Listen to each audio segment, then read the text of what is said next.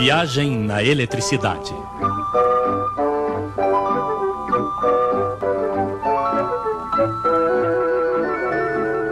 As 3 aplicações da eletricidade. Depois dos alternadores, dos transformadores, das linhas de alta tensão, eis que a eletricidade chega à casa de vocês pronta para trabalhar. Algumas vezes ela se encontra frente a frente com um ferro elétrico que deve aquecer. Em outro lugar deve produzir luz. Outras vezes ela faz girar motores de geladeiras ou coisas semelhantes. Claro, não existe uma eletricidade especial para cada tipo de trabalho, sem a qual os ferros de passar começariam a girar, as geladeiras começariam a aquecer, e realmente não é isso que esperamos deles.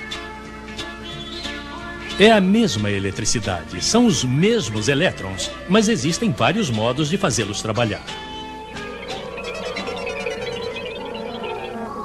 Os senhores que inventaram a eletricidade haviam notado que no momento em que fazemos passar uma corrente por um condutor, isso sempre desprende calor.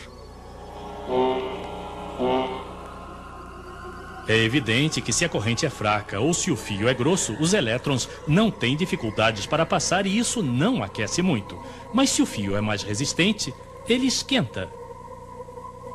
Este primeiro efeito, que transforma a energia elétrica em energia calorífica, os nossos amigos chamaram de efeito ferro de passar. Não, desculpem. Efeito Joule. Quando colocavam um fio ainda mais resistente, aquecia ao máximo e produzia luz. Mas infelizmente não por muito tempo. Porque a essa temperatura, os átomos do fio se entendem com os átomos do oxigênio do ar para fazer não sei o que exatamente. Mas em todo caso o fio queimava e se partia.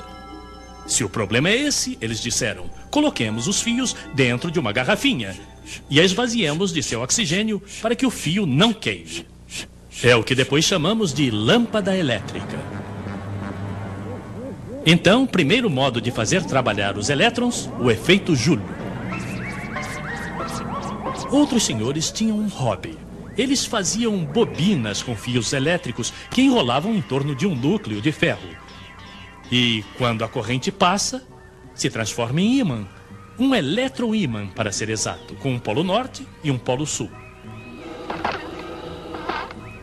Quando mudamos a direção da corrente, os polos também mudam, claro.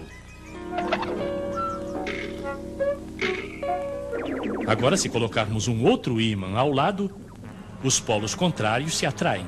Os polos do mesmo nome se repelem. Isso é conhecido. Um verdadeiro motor elétrico é um pouco mais complicado, mas utiliza o mesmo princípio.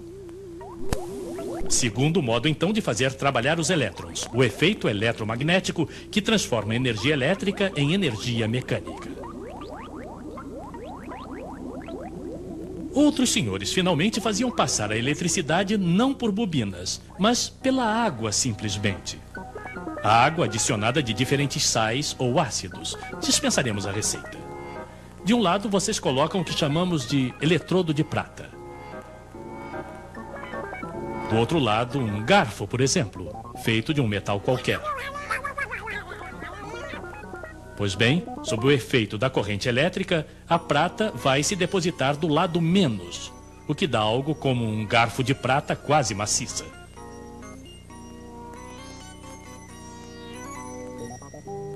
A eletrólise, terceiro modo de fazer trabalhar a eletricidade.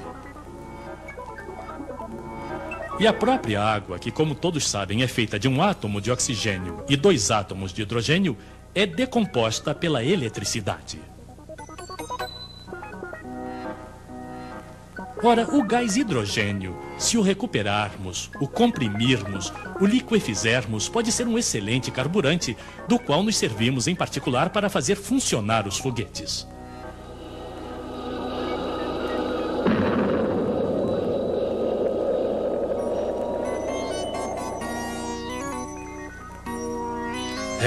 Podemos fazer tantas coisas com a eletricidade.